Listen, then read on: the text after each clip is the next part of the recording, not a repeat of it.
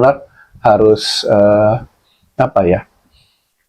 Ya komunikasi lah, ya ngobrol gitu. Nah, gimana nih pandangan Umi gimana? Memang dalam keluarga itu suami sama istri itu harus satu kata.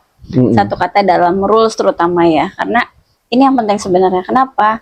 Agar tidak ada kebimbangan pada anak. Misalnya tentang tadi aja, makan permen aja gitu kan. Kalau tahu ibunya biasa di rumah, terus seandainya dia berkomunikasi sama suaminya, anak-anak nggak dibolehin makan permen, misalnya cuman boleh weekend misalnya permennya, itu harus disampaikan sebenarnya hal yang kecil seperti itu. Kenapa? Jangan sampai nanti itu dijadikan celah bagi anak. Jadi ada tipikal anak, apalagi anak-anak yang cerdas ya, dia modalnya gini nih, aku nggak boleh nih sama ibu untuk makan permen, sama ayah boleh. Jadi dia nanti akan mencari celah. Ketika dia ada keinginan, dia akan ngomong sama ibu, tapi ngomongnya sama ayah, karena tahu ayah pasti golkan. Walaupun itu rule sama ibu nggak boleh. Nah, ini nanti jadi bibit-bibit pertengkaran ke depannya. Hati ibu terluka karena dia merasa tidak dihargai. Selama ini padahal dia yang di rumah, dia yang ngurus anak. Tapi kok sang suami gitu kan, dengan seenaknya saja gitu, jarang di rumah, tapi membolehkan rules yang sudah dia usahakan untuk ditegakkan gitu. Itu bukan mudah gitu menegakkan hal-hal seperti itu ya. Ketika dia ada celah, yaudah nanti kalau ketahuan orang tua ini tidak kompak, anak akan mencari celah lagi dengan yang lain. Misalnya dengan rules yang lain lagi, menonton TV-nya misalnya, tahu ibunya nggak akan ACC, langsung minta ke ayahnya. Nanti ayahnya oke-oke aja, nanti ibunya tersinggung lagi, yang kena marah akhirnya anaknya.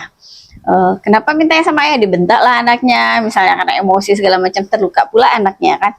Nah itulah yang nanti ini jadi bibit-bibit yang akan menciptakan kondisi yang tidak nyaman nanti di rumah ya. Kenapa? Yaitu kita harus satu kata, suami dan istri, untuk meluruskan atau menegakkan aturan-aturan yang berada di rumah. Kenapa? Kalau mereka satu kata, anak juga istilahnya jadi bisa nurut sama kita. Nah, kalau misalnya dibiarkan terus-menerus diberi cerah seperti itu, lama-lama nanti anak tidak akan mendengarkan apa kata ibunya. Ketika ayahnya tidak di rumah, ibunya berkata A, B, C, D, dia nggak akan dengar, nggak akan respect, gitu ya. Tidak akan ada respect kepada orang tuanya, kepada ibu ya terutama, tidak akan ada rasa hormat kepada ibu, tidak akan didengar apa yang ibunya bilang, karena ketika dia tidak mendengar pun ayahnya nggak akan marah gitu loh, dia akan dibolehin aja sama ayahnya. Dan di situ nanti benih-benih ketidakharmonisan rumah tangga bakal muncul gitu. Jadi memang komunikasi ini yang utama. Walaupun itu hal-hal yang kecil disampaikan saja gitu. Oh, ibu bikin rules no hari ini, atau ibu bikin rules di rumah mulai hari ini anak-anak boleh nontonnya pada asar misalnya gitu. Itu disampaikan. Jadi ketika terjadi hal-hal yang tidak sesuai dengan rules, itu bisa ditegur, bisa diingatkan, atau bisa langsung di shutdown aja gitu kan, karena mereka sudah tahu kan konsekuensinya apa. Kita nontonnya habis asar kan, sekarang jam berapa, tolong dimatikan. Itu ketika ibu bilang, kalau ayahnya satu kata dengan ibunya, ketika ibu sampaikan itu ke anak-anak, mereka langsung ambil remote, matikan TV-nya. Nggak akan mereka berani untuk melawan lah istilahnya ya, atau memberontak, karena sudah kesepakatan bersama, ibu dan ayah sudah kata, rules bisa dijalankan dengan baik di rumah gitu. Itu terhadap hal-hal yang lain juga begitu, misalnya tentang belajar, misalnya tentang berkunjung ke rumah sahabat atau ke rumah teman gitu. Seperti itu nanti ketika mereka ada di luar pun, tidak di rumah, rules akan mereka tetap jalankan gitu. Seandainya ibu dan ayah seia sekata dalam rumah gitu. Nah, kalau misalnya berbeda ayah dan ibu, ini kan juga munculkan peluang anak belajar berbohong juga gitu kan. Ya itu walaupun itu sama ya kejadian, walaupun anak berusia di bawah usia TK. Jadi ini ya bisa dibilang kita apa istilahnya, jangan disangka ya. Ada banyak orang tua, banyak ibu berkata bahwa anaknya masih kecil belum bisa dibilang. Jadi diikutin apa maunya, mau HP, mau apa. Sebenarnya tidak seperti itu. Anak ketika sudah duduk pun, kalau kita konsisten, apalagi suami dan istri sekata tentang apapun itu. Nah, ketika dibilang anak, walaupun usia di bawah TK gitu ya, dia pengen HP, ketika ibu bilang tidak, ya tidak, dia akan nurut gitu. Jadi ya istilahnya disclaimer, anak kecil itu belum bisa dibilang itu salah. Yang betul itu anak kecil itu bisa dibilang kalau orang tuanya konsisten. Satu Nah, karena kata. itu kepercayaan diri anak muncul kepada orang tuanya ketika orang tuanya konsisten. Ya kalau orang tuanya nggak konsisten dia nggak akan percaya. Jadi ketika dibilang jangan main HP kata ibunya, karena ibunya nggak konsisten sama dia, dia nggak akan denger itu. Dia akan main aja. Nah itu maksudnya gitu. Yang tadi Epi bilang kepotong sama Umi tadi. Anak tuh jadi berpeluang berbohong juga gitu. Betul Misalnya, betul. Boleh kok sama Umi gitu. Dia Iya. ngomong ke abinya gitu kan, boleh kok sama Umi gitu. Benar nih, benar, padahal enggak gitu kan.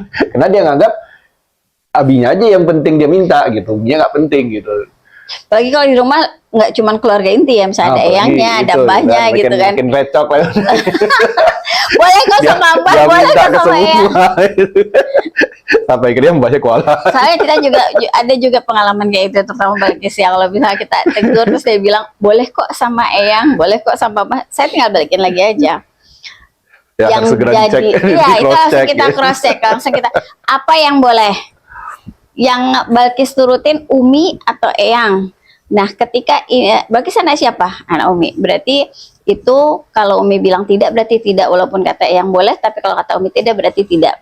Itu untuk aturan-aturan yang prinsip ya. Tapi kalau misalnya nggak prinsip, yang bolehin, oke Udah, nggak apa-apa gitu, kita nggak kasih lah, apa-apa gitu. gitu. Iya. Toh dia juga cucu eyangnya. Betul, kesayangan eyangnya juga kan. Hanya saja untuk hal yang prinsip memang itu harus ditegaskan gitu. Nanti abis itu ya kita komunikasi juga sama eyang. Yang Balkis sebetulnya nggak boleh eyang kayak gini nonton jam segini. Kadang ini juga ya, eyang sama Mbak juga konfirmasi. Belakangan ini sering juga nanya, anak-anak hari biasa boleh nonton gak Han gitu. Nanya ini sama Uminya kan. Dimarahin sama Uminya. Umi nggak marahin, cuman mereka Umi tegur gitu. Depan yang mamanya kalau mereka nonton di jam yang tidak semestinya Umi tegur, siapa yang bolehin gitu kan. Nggak tahu Mbak gitu. Umi kan udah bilang rulesnya gimana, walaupun yang Mbak bolehin, kalau kata Umi enggak berarti enggak ya, dimatikan gitu. Akhirnya ya itu jadinya alhamdulillah jadi komunikasi semakin terjalin dengan baik sebenarnya. Jadi eyangnya sama mbaknya jadi nanya nih, boleh jam berapaan ya, remote-nya disimpan di sini apa gitu.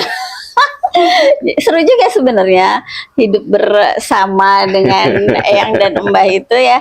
Kita juga belajar banyak tips dan trik jadinya untuk anak-anak juga. Ya alhamdulillah lah. Pandai-pandai kita aja lagi.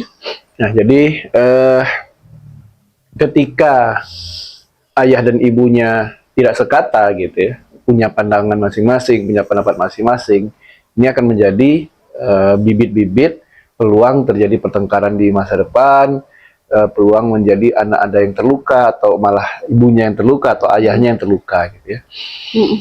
Nah, lalu ada juga kasus yang begini, anak pertama, anak pertama